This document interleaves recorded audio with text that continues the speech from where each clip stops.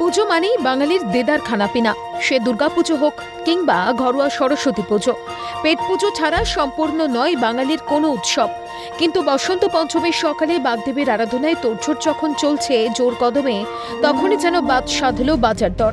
মায়ের সাজ সরঞ্জাম থেকে শুরু করে পুজোর ভোগের বাজার করতে গিয়ে হোঁচট খাচ্ছে শহর কলকাতা।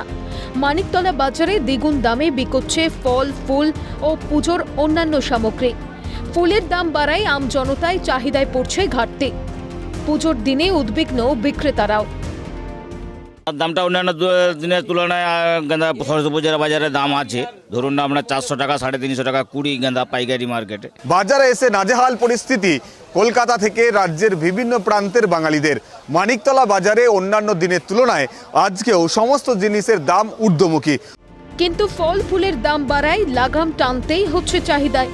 যদিও পুজোর দিনে ক্রেতারা বলছেন পকেটে টান পড়লেও বাগদেবীর আরাধনায় খামতি রাখা চলবে না একেবারেই। হবে, পুজো তো করতেই হবে। পুজো তো করতে হবে। ফল আর ফুলের দাম তো অনেক বেশি না? হ্যাঁ। আর মাছের বাজার দেখলেন না, ফল আর ফুলের খুব বেশি দাম, সবজিটা নিয়ে অতটা সমস্যা হচ্ছে না। হ্যাঁ, দ্বিগুণ হয়ে গেছে ফল এবং একদম ফল এবং ফুল পুরো দ্বিগুণ হয়ে গেছে। সেই তো ব্যাপার হচ্ছে না, যা জিনিস যখন শাকসবজি সব দাম জিনিস বেশি দাম হয়, কিছু করার নেই, এর মধ্যে চালাতে হবে। অন্যদিকে বারাসাতের বড় বাজারে ফলের দামে হেরফের হয়নি তেমন। পুজোর বাজার করতে খুব একটা বেগ পেতে হয়নি বলছেন ক্রেতারাই। যদিও বাজার পরিস্থিতি নিয়ে খুব একটা খুশি নন বিক্রেতারা। না, সরস্বতী পূজার দিনে তো বাড়বেই, একটু বেড়েছে কিন্তু জিনিস ভালো, খারাপ না। মোটামুটি কেনার মতন দাম রেখেছে, হ্যাবক কিছু দাম নেই এখন বর্তমানে।